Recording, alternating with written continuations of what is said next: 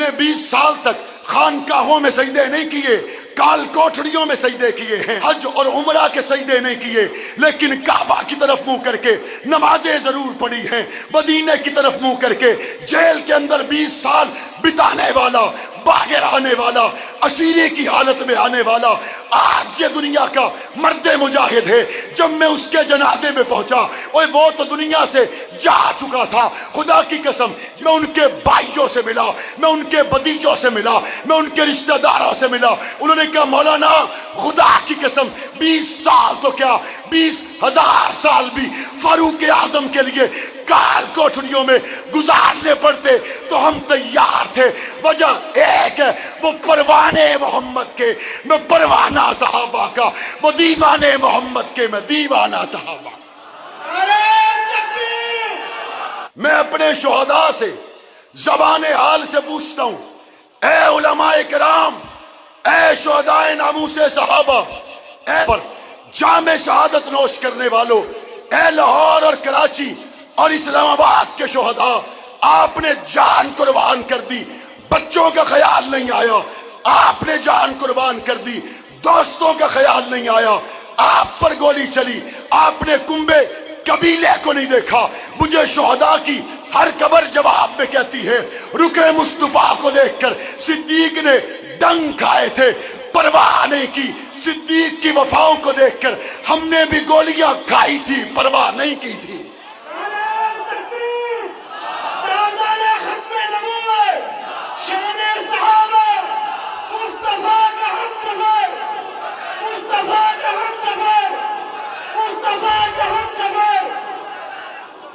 جوانوں، سردیوں کی راتیں 28 فروری کی صبح کو ایک شخص کو میاں والی جیل کی کال کوٹڑی سے نکالا گیا، اور نکالنے کے بعد اس کو بتایا گیا آج تجھے تختہ دار پر چڑھا دیا جائے گا۔ جس کو کال کوٹڑی سے نکالا گیا تھا، اس کی آنکھوں کی بینائی جا چکی تھی۔ جب باہر نکلا اس کو نظر نہیں آ رہا تھا، ہاتھ چھڑا کر کہتا تھا چھوڑو مجھے، بتاؤ تختہ دار کدھر ہے۔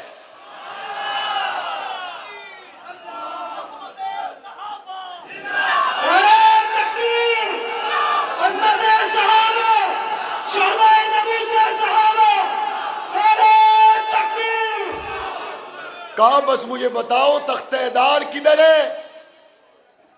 انہوں نے کہا تم کیوں پوچھتے ہو؟ کہا جلدی سے تختہ دار پر پہنچ کر اس در میں داخل ہونا چاہتا ہوں جس در سے گزر کے آنکھیں بھی بینا ہو جائیں گی، آقا کا دیدار بھی ہو جائے گا۔ ان میں وہ لوگ بھی شامل ہیں جب کراچی کی شاہراہوں پر 4 سگے بھائیوں کو گولیوں کا نشانہ بنا دیا گیا۔ یہ چاروں شادی شدہ بھائی 9 بچے یتیم ہو گئے۔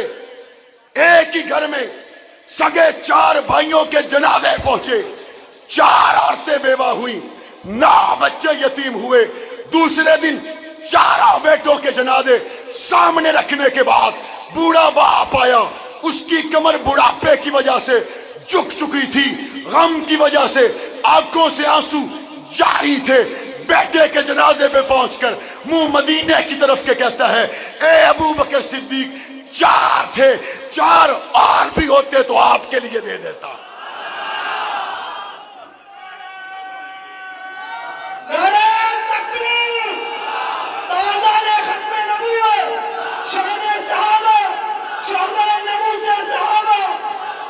یہاں وہ بھی ہے، یہاں وہ بھی ہے جس کا تعلق میرے جنگ کی دھرتی سے ہے، اور اس کا نام خلیل ہے۔ ایک رات کا بیایا ہوا، حضرت حنظلہ ایک رات کے بیائے ہوئے تھے اور دوسرے دن شہید ہو گئے۔ یہ ایک رات کا بیایا ہوا، جھوٹے مقدمات میں اس کو پھنسا دیا گیا۔ ولیمے کے دن دوستوں کی میزبانی کرنے کی بجائے کال کوٹڑیوں میں چلا جاتا ہے، اور پیچھے اس کی بیوی اس کا انتظار کرتی ہے، اور جب بھی ملاقات پہ جاتی ہے یہ اس کو کہتا ہے کہ میرا مشورہ ہے، میری تیری ایک رات کی شادی تھی، میں تجھے چھوڑ دیتا ہوں تو کہیں اور نکاح کر لے. وہ جواب میں کیا کہتی ہے؟ کہتی ہے میرا دل چاہتا ہے اگر تو زندگی میں آ گیا تو پل ساتھ گزاریں گے، نہ آیا تو قیامت کے دن پاک پیغمبر کے ساتھ کوثر پہ ملاقات ہوگی. شیخو پورا کے لوگوں پھر کیا ہوا؟ پھر 1 2 3 سال نہیں گزرے، پھر 4 5 سال نہیں گزرے، پھر 7 8 سال نہیں گزرے. 28 سال کے بعد 28 سال کے بعد کال کوٹڑیوں سے نکل کر جب وہ رہا ہوا، میں اس کو ملنے کے لیے گیا. خدا کی قسم کھا کے کہتا ہوں یہ صحابہ کرام کی محبت کی برکت ہے، صحابہ کرام کی نوکری کی برکت ہے. زندگی کے 28 سال قربان کرنے والے کی بیگم سے ملا، خلیل سے ملا، جواب میں کہا خدا کی قسم ناموس عائشہ کے لیے 28 زندگیاں بھی قربان کرنی پڑی تھی تو کر دیتے.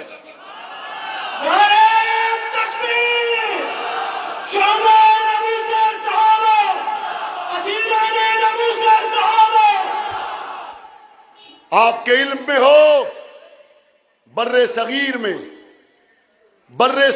میں جیل کی جو ریکارڈڈ ہسٹری ہے، جو جیل کی محفوظ تاریخ ہے، جیل کی اس محفوظ تاریخ کے اندر سب سے لمبا قیدی 28 سال 6 مہینے کا قیدی ہے. کتنے سال کا؟ 28 سال 6 مہینے کا. کوئی یہاں 25 سال کا بیٹھا ہے تو ہاتھ کھڑا کرے. کوئی 25 سال کا بیٹھا ہو، 26 کا بیٹھا ہو، 27 کا بیٹھا ہو. 25 والا بھی ہاتھ کھڑا کرے، 26 والا بھی ہاتھ کھڑا کرے، 27 والا بھی ہاتھ کھڑا کرے، 28 والا بھی ہاتھ کھڑا کرے. یہ بیٹھے ہوئے 25 26 27 سال، 28 سال کے جوان. تم پیدا بھی نہیں ہوئے تھے کہ وہ کال کوٹھڑیوں میں تھا. تم پیدا بھی نہیں ہوئے تھے، وہ سلاخوں کے پیچھے تھا. 28 سال 6 مہینے کے بعد جب وہ رہا ہو کے آیا، اس کی کمر جھک چکی تھی، وہ بوڑھا تھا. میں اس سے ملنے کے لیے گیا. میں نے کہا شوکت 28 سال کیسے گزرے؟ اس نے کہا اماں عائشہ کی محبت میں گزرے. ایک ایسا بھی تھا جس کا نام شیخ مختار تھا، 20 سال تک پابند سلاسل رہنے والا. 20 سال کے بعد جب اس کی رہائی قریب پہنچی، رب کو کچھ اور منظور تھا، سلاخوں میں دم توڑ گیا. میری والدہ نے مجھے فون کیا، کہا بیٹا کہاں ہیں؟ میں نے کہا اماں جی میں اسمبلی کے اجلاس میں ہوں. مجھے میری والدہ نے کہا بیٹا آج آپ کا شام کو کہاں جانے کا ارادہ ہے؟ میں نے کہا ایک اللہ والے فوت ہو گئے ہیں، نیک آدمی تھے، میں ان کے جنازے میں جانے کا ارادہ رکھتا ہوں. میری والدہ نے کہا بیٹا جنگ میں آؤ، شیخ مختار کا جنازہ پڑھاؤ. جو میری والدہ نے جواب دیا وہ شیخ پورا کے لوگوں دل پہ لکھ کے لے کے جانا. میری والدہ نے مجھے فون پر کہا بیٹا جن اللہ والوں کا جنازہ تم پڑھنے کے لیے جا رہے ہو یہ ضرور اللہ والے ہوں گے، لیکن انہوں نے سجدے کیے ہوں گے خانقاہوں میں، انہوں نے سجدے کیے ہوں گے مسجدوں میں، انہوں نے سجدے کیے ہوں گے بازاروں میں، انہوں نے سجدے کیے ہوں گے مسجد نبوی اور خانہ کعبہ کے سائے میں. بیٹا جس کا جنازہ پڑھنے کے لیے میں نے تجھے کہا ہے یہ وہ اللہ کا ولی ہے جس نے 20 سال تک خانقاہوں میں سجدے نہیں کیے، کال کوٹڑیوں میں سجدے کیے ہیں، جس نے 20 سال تک حج اور عمرہ کے سجدے نہیں کیے لیکن کعبہ کی طرف منہ کر کے نمازیں ضرور پڑھی ہیں، مدینے کی طرف منہ کر کے جیل کے اندر 20 سال بتانے والا، باہر آنے والا، اسیری کی حالت میں آنے والا آج یہ دنیا کا مرد مجاہد ہے. جب میں اس کے جنازے میں پہنچا وہ تو دنیا سے جا چکا تھا. خدا کی قسم جہاں پہ جنگ کے لوگ بھی موجود ہیں میں ان کے بھائیوں سے ملا، میں ان کے بھتیجوں سے ملا، میں ان کے رشتہ داروں سے ملا. انہوں نے کہا مولانا خدا کی قسم 20 سال تو کیا 20,000 سال بھی فاروق اعظم کے لیے کال کوٹڑیوں میں گزارنے پڑتے تو ہم تیار تھے. وجہ ایک ہے، وہ پروانے محمد کے، میں پروانہ صحابہ کا، وہ دیوانے محمد کے، میں دیوانہ صحابہ.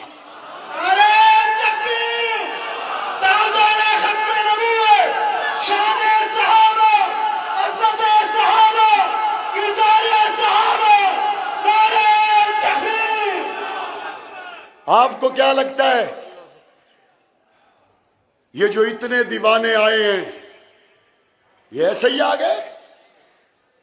مجھے پتا ہے بہت سے لوگ لوگوں کو بلانے کے لیے پیسے دیتے ہیں، بہت سے لوگ لوگوں کو جمع کرنے کے لیے گاڑیاں دیتے ہیں، موٹر سائیکل دیتے ہیں، اور جب لوگ اکٹھے ہو جائیں تو ایک دوسرے کے کان میں کہتے ہیں وہ جی پیچھے 20 لاکھ لگے ہے، پیچھے 20 لاکھ لگے ہے، پر جلسے دا پرم بن گیا ہے. میں نے کہا تیری بات نے میری بات کو سمجھنا آسان کر دیا، بس فرق ہے تیرے جلسے کے پیچھے 20 لاکھ لگا، میرے جلسے کے پیچھے شہداء کا خون لگا. تیرے جلسے کے پیچھے پیسہ لگا، تیرے جلسے کے پیچھے روپیہ لگا، تیرے جلسے کے پیچھے جناب مختلف دنیاوی عہدے اور لالچ آ کے کھڑے ہو گئے. میرے جلسے کے پیچھے یتیموں کی دعائیں تھی، میری تحریک کے پیچھے بیوگان کی دعائیں تھی، میری تحریک کے پیچھے شہداء کی بہنیں تھی، میری تحریک کے پیچھے وہ روتی ہوئی بوڑھی مائیں تھی. آج جب نتیجہ نکلنے کو ہے لوگ کہتے یہ تحریک کنارے تک کیسے پہنچ گئی. میں نے کہا یاد رکھو سب کچھ اس دھرتی پہ ضائع ہو سکتا ہے، سب کچھ اس دھرتی پہ تباہ و برباد ہو سکتا ہے، لیکن شہید کے خون کا ایک قطرہ بھی ضائع نہیں ہو سکتا.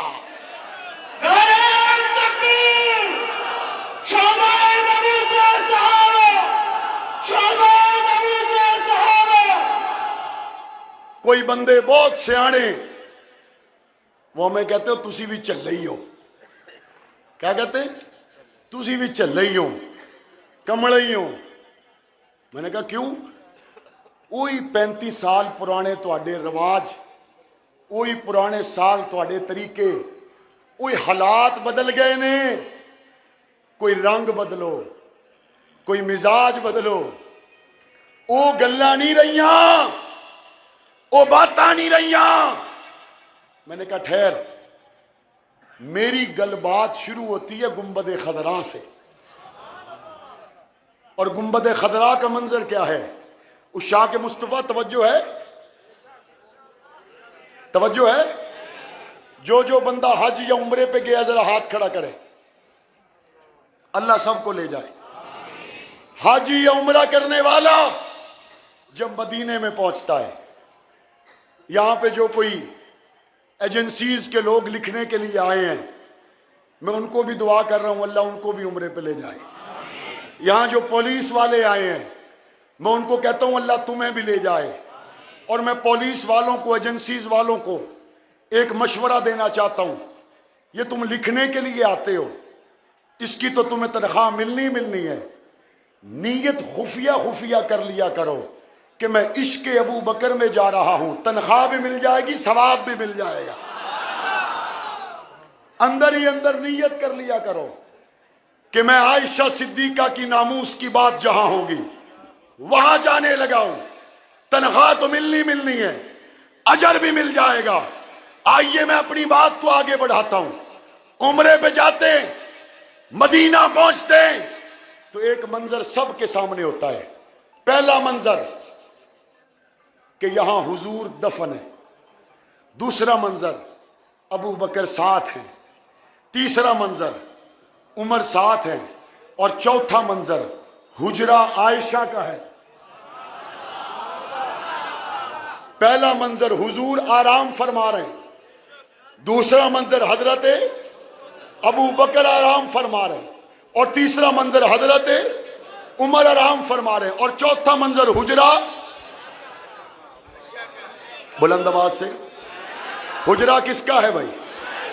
او آخر میں جو کھڑے ہیں وہ بھی بتائیں کس کا ہے، ہاتھ کھڑا کر کے بتائیں مجھے پتا چلے آپ بات کر رہے ہیں. حجرہ کس کا ہے؟ حجرہ عائشہ کا. آرام کرنے والے آقا ابو بکر و عمر، شیخو پورا میں مجھے مشورہ دینے والا مشورہ دیتا ہے، حالات بدل گئے۔ میں نے کہا 35 سال پہلے کے حالات اور تھے، کہتے ہیں اور تھے، آج کے کیسے؟ کہتے ہیں بدل چکے ہیں۔ میں نے کہا آؤ، 35 سال پہلے بھی گنبد خضرا کے حالات یہی تھے، 35 سال کے بعد بھی گنبد خضرا کے حالات وہی ہیں۔ ہماری پالیسی حالات کے ساتھ نہیں، گنبد خضرا کے مکینوں سے جڑی ہوئی ہے۔ کروڑوں برس بھی گزر جائے، گنبد خضرا والوں سے بے وفائی نہیں ہو سکتی ہے۔ بے وفائی ہو سکتی ہے؟ ہو سکتی ہے؟ فرانس کے اندر گستاخی کی گئی، کسی نے کہا یہ مسلمانوں کے ایمان کو چیک کرتے ہیں کہ اس مرتبہ رد عمل کتنا آئے گا۔ اچھا اب دوبارہ کی تو کتنا آئے گا، اب سہبارہ کی تو کتنا آئے گا۔ میں نے کہا وہ گستاخیاں کرنے والے چونکہ کافر ہیں، گستاخیاں کرنے والے کافر ہیں، ان کو پتہ نہیں کہ جب تم چیک کرتے ہو نا، اور چیک کرنے والی جگہ میں محمد کی ذات ہو تو وہ سینہ کبھی پرانا نہیں ہوتا۔ گستاخیاں کرنے والے چونکہ کافر ہیں، ابو بکر پہ بکواس کر کے کافر سمجھتا ہے شاید رد عمل کم ہوگا، ممکن نہیں۔ اور جس غار میں ابو بکر 1400 سال پہلے مصطفیٰ کو سلائے، 1400 سال کے بعد اگر اس غار کی زیارت